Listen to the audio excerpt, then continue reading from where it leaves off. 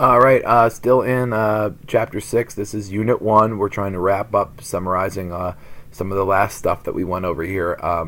And we talked about the 68, 95, 99.7 rule, which happens when we have normal distributions with standard deviations. And the normal model gives us an idea of how extreme a value is by telling us how likely it is to find one that far from the mean.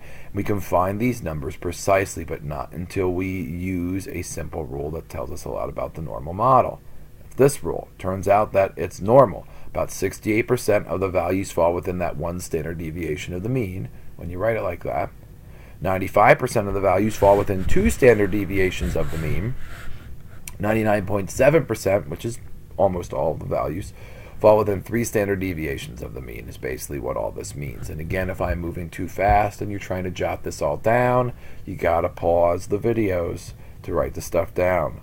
All right, I can't talk for 18 hours per topic, so you're going to have to pause to write this stuff down. I know I'm moving fast.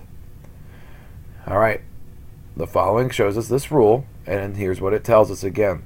This is if we wrote it with z-scores so we could see what's happening, right? And there's our mean. 68% falls in here, 95% falls in here, 99.7% falls in here. We also went over that anything in here is usual.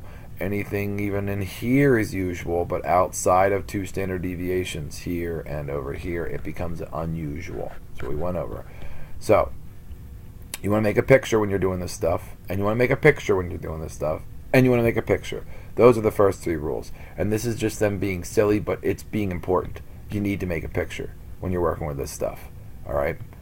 Stats a lot of words, as you probably have already seen. Tons of words when you're doing this stuff. But even with all these words, and there's a ton of them, you got to make pictures to go with them. And when we have our data, we make histogram to check the nearly common conditions to make sure we can use the normal model to do all these distributions. Pictures like histograms, same thing. Like they are pictures as well. I don't mean draw a little kitty, okay? Finding normal percentiles by hand. Now you're not going to be asked to do a whole heck of a lot by hand because you can use a calculator for the whole AP exam anyway, but when data value doesn't fall exactly at 1, 2, or 3 standard deviations from the mean, we can look it up on a table. I'm not going to use tables a whole bunch to find those normal percentiles because you could just find it using the calculator, which we will go over. This is telling you in your books that you use where that table is and where the appendix is. All right, but many calculators have the statistical package, which TI-84s that we use do, so you'll just use that in order to figure out exactly what it is, which we will go over some more examples of that as well. This right here, standard normal table, we have to convert our data to z-scores before using it, which is what the z-scores were originally created for, so we can find them with the table. And the figure shows us how to find the area to the left when we have a z-score of this. So the point is, when you're using your calculators, which you're going to see as well, everything is to the left when we're doing it. All right, so if everything is to the left when you're doing it, you want to plug it in that way. I'll show you how we can plug it in using our calculators in order to get our answers, and this is showing you with the table. I wouldn't be as concerned with the tables. All right, you're going to be allowed to use your calculators to solve this stuff. But using technology, many calculators and statistic programs have the ability to find them for us. We're not using that. We just have TI-84, but some programs online even allow you to use this. That's what they're going over, this active stats. You can use the normal model tools in order to figure this stuff out.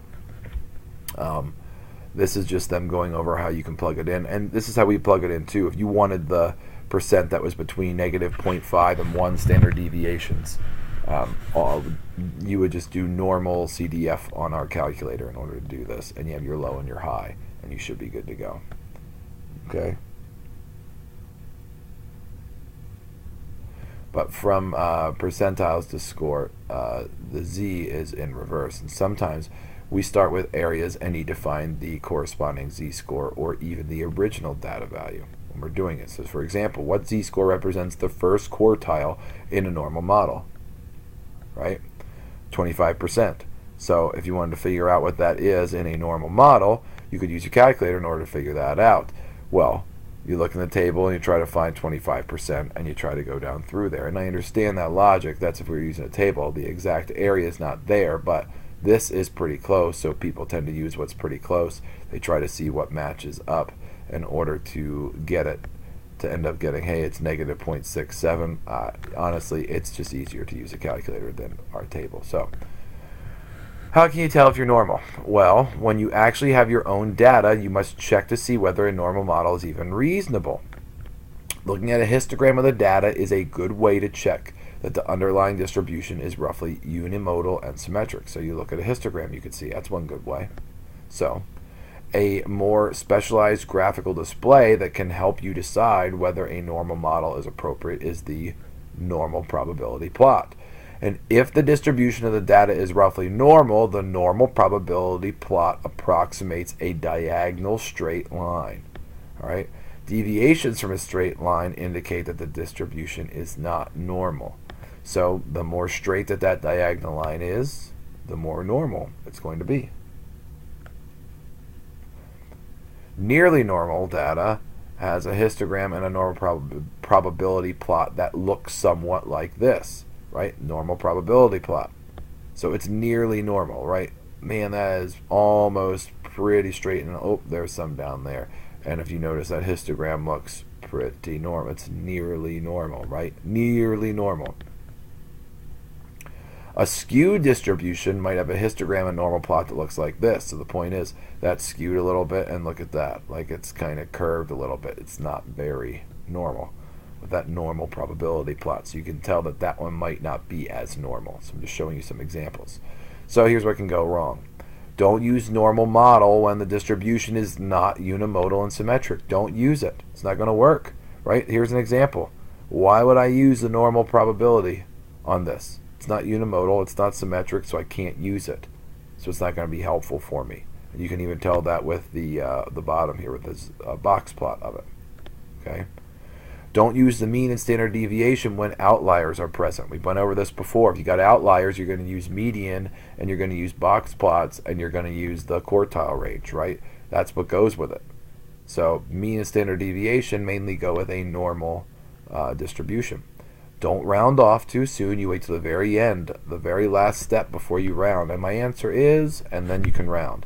Don't round your results in the middle of the calculations, and don't worry about minor differences in the results. If it's nearly normal, then we're going to rock and roll with normal, okay?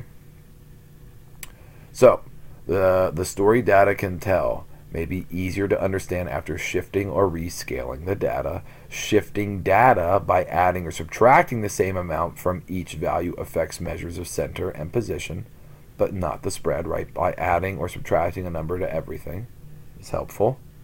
Rescaling by multiplying or dividing, that actually affects everything, even including the spreads, the ranges, the standard deviations, the interquartile ranges, right? We've learned the power of standardizing data and how helpful that can be, and standardizing uses the standard deviation as a rule of measured distance from the mean. With z-scores, we can compare values from different distributions or values based on them. Z-scores can identify unusual or surprising values among data as well. And we learned about a rule that can be used as a rule of thumb to kind of get a rough percentage of items in between there. We learned that 68% of all data falls within one standard deviation of the mean, 95 within 2, 99.7 falls within 3 of the mean. We see the importance of thinking about whether a method works by doing normal probability assumptions. Then we could use the tables to help this. If it's nearly normal, that's helpful. Data can't be exactly normal, so we check to see if it's almost normal by making a histogram, seeing if it's unimodal, is it symmetric, does it have no outliers, normal probability plot, is it straight enough? Again, the key here is nearly normal. Okay.